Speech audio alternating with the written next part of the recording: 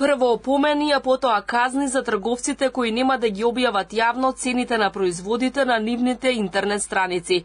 Директорот на Државниот пазарен инспекторат Владко Стојковски вели дека ќе направат анализи и до петок ќе имаат сублимат дали и кој ја испочитувал законската обврска или не. Пазарните инспектори се на терен и вршат контроли, односно вршат споредба дали цените на интернет страниците се исти со оние на продажните места.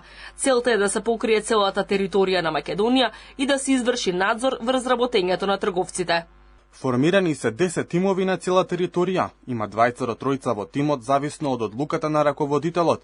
Целта е трговците да увидат дека ги контролираме и да ја почитуваат законската обврска.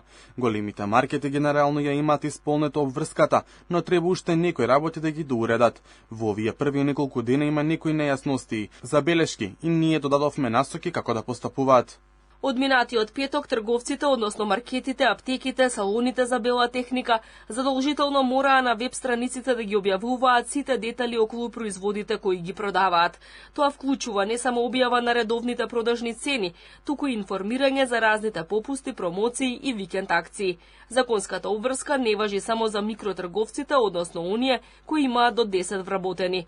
Продавниците ќе мора да ги објавуваат цените на дневна основа, односно секој работен ден до 10 часот. Од Организацијата на потрошувачи на Македонија им сугерираа на надлежните да се направи посебен вебсайт каде што на едно место ќе може да се најдат цените од сите маркети за полесно да се направи споредба. Надлежните апелираат, доколку граѓаните забележат дека на веб страницата не е поставена цена или е поставена, ама не е иста со продажниот објект каде што се купува, да го пријава случајот во пазарниот инспекторат.